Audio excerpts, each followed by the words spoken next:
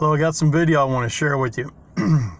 This is a project that I've been working on for about the past couple of years, really right before President Trump took office.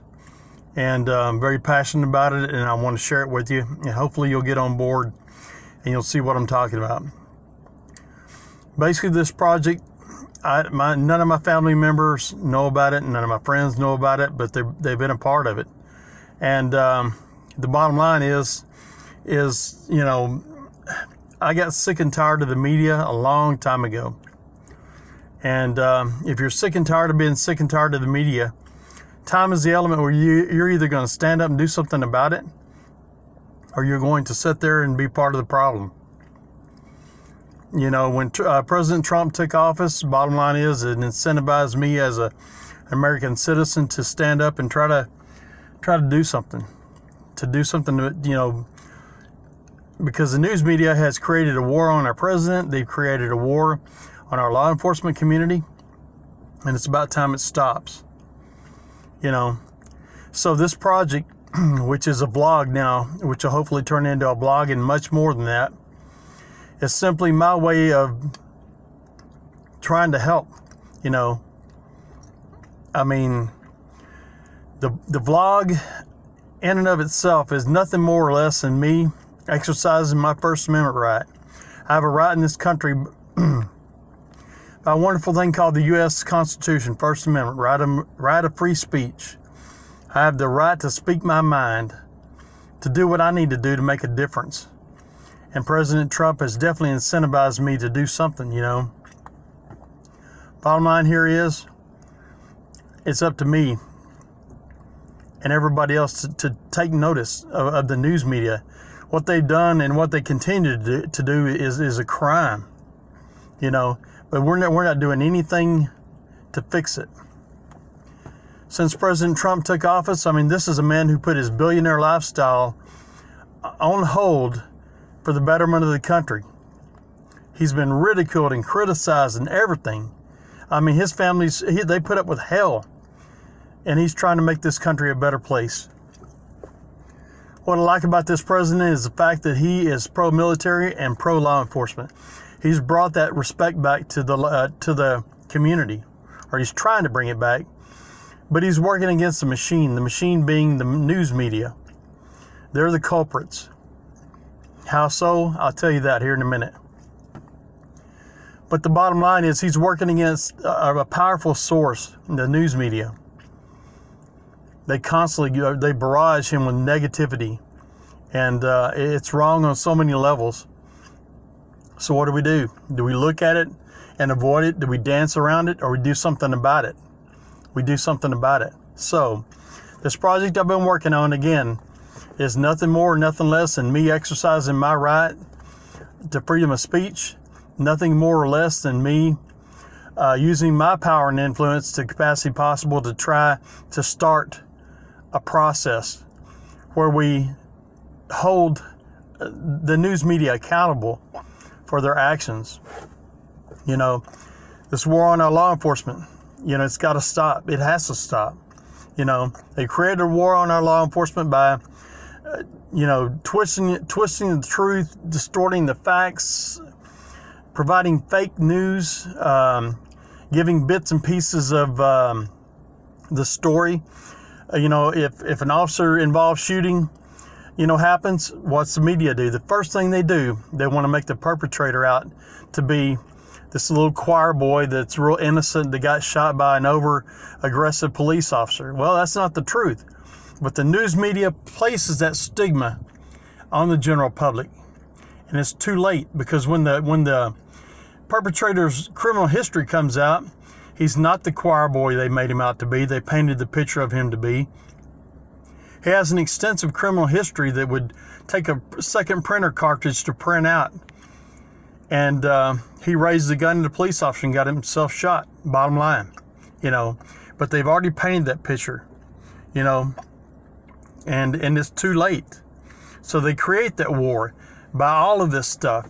They, you know, the most important thing they do, and the most annoying thing they do, is over time, through reporting or lack thereof, they've created this level, alarming level of disengaged, distrustful, desensitized, timid group of Americans that don't stand up for anything anymore. They don't stand up for anything anymore. And it's sad, you know, and people are funny. I laugh at people because just because you display a Back the Blue flag in your front flower bed, a Back the Blue flag beside your American flag hanging off the front of your house, maybe you have an emblem off your rearview mirror, maybe you have a bumper sticker you're displaying, swag you're wearing, bracelet, necklace, t-shirt. That doesn't make you any more pro law enforcement than standing in a garage makes you a car, or going to church makes you a Christian. It just doesn't. These men and women need our support 24/7. You know, I think every law enforcement officer that goes through the training, passes the state test, and is released from their FTO should be making a minimum of $100,000 a year, period. I don't care where you get the money from. Get it from, we spend so much money on frivolous crap in this country that we have the funds to pay these men and women. You know, there's no other job more dangerous than being a police officer. But yet they make a mediocre salary for doing a job, and they don't get the respect, you know. I mean, you ever wonder why our military gets a 5-star rating in terms of respect given to them by the community? And I'm not picking on the military, but for the sake of this conversation, it's very important. While our law enforcement community, they have an approximate 3-star rating across the board in terms of respect given to them by members of the general public. Why? This is a load of crap. This is not right. Wrong on so many levels. It needs to be even. When you look at the scope of what they do, the jobs are essentially the same. What do? Life safety. They protect civilians. That's their main priority. Protect civilians. Both are sworn to uphold the Constitution of the United States, and both work in a very hostile working environment. So why in the hell do they not have the equal level of respect in terms of respect given to them by the general public? The news media has created these disengaged, distrustful, desensitized group of Americans that don't stand up for anything. You know, they need our support across the board. And you know, the only support I see for law enforcement, really, genuinely, unadulterated 110% support, when is it? It comes at the funeral of a fallen officer. Everybody shows up. Think about it. You think about that. Everybody shows up. They're on rooftops of businesses. They're in parking lots. They're on overpasses. They're lined up on the side of the highway, elbow to elbow. You know, moms, dads, grandpas, grandmas, aunts, uncles, brothers, sisters, everybody. They're lined up elbow to elbow in support. And that's fine that they give support then. But the bottom line is, when do they need support? They need support right from the get-go. Can you imagine? Can you just imagine? Excuse me.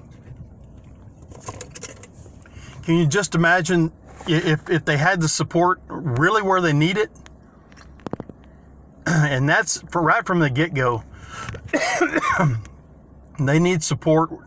You know, if everybody, just thinking about this, if everybody shows up to a funeral, elbow to elbow, all of these people would just reduce their complaint to writing and direct their power and influence through power and numbers, you know, power and numbers. Direct their complaint letter to every news station across across America, everywhere.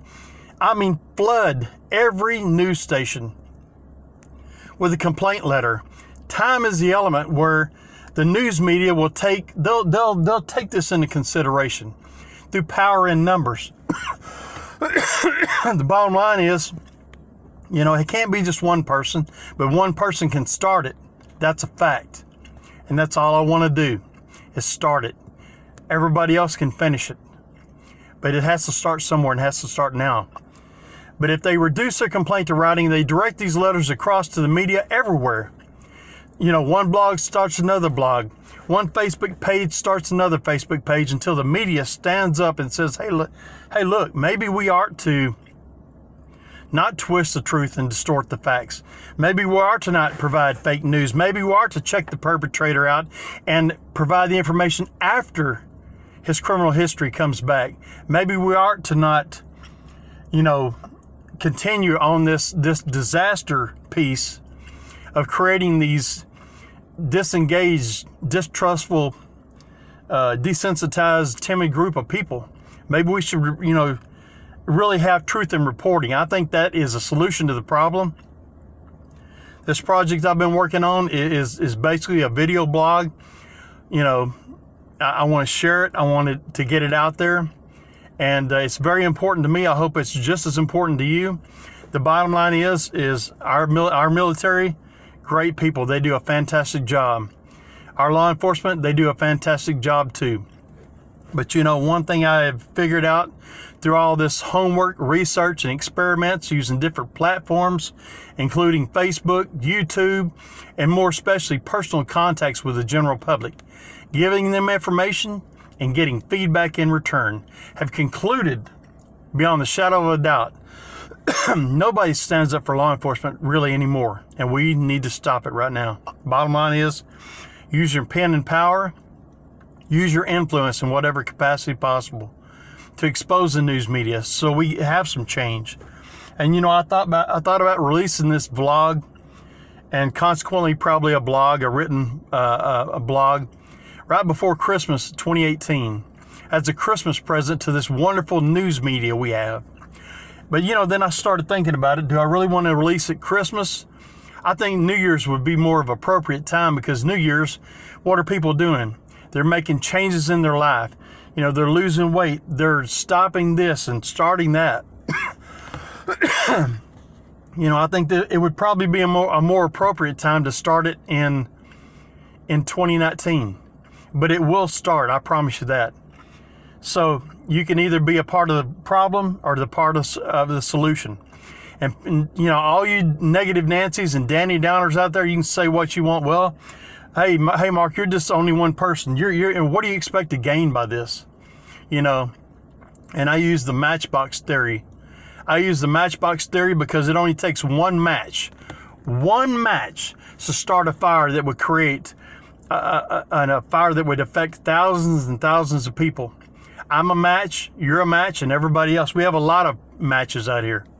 So you can either again, be a part of the solution, try to change, or be a part of the problem. Continue to complain and do nothing about it. Take no initiative.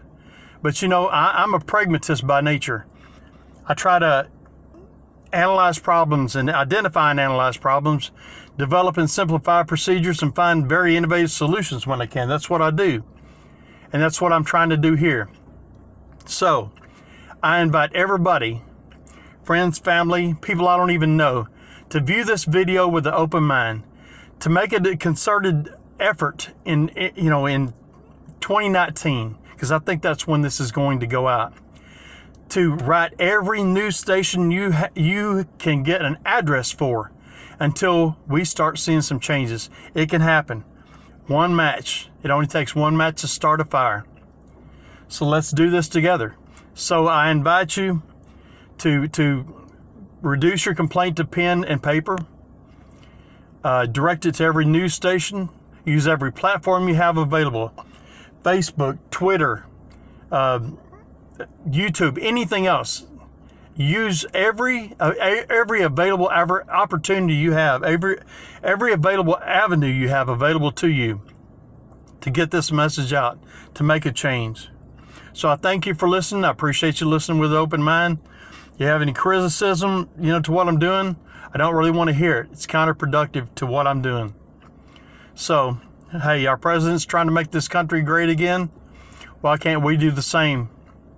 Your choice. One thing's for sure, in closing, today is today, and once this day is gone, tomorrow's here, and this day will be gone forever. And what we leave in its place is left behind forever.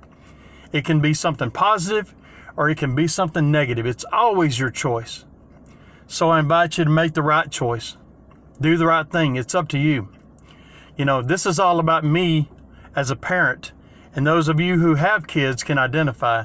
This is about us creating a more healthy environment for our children and our grandchildren. We won't be here, but at least we can try to make a difference today. Thank you.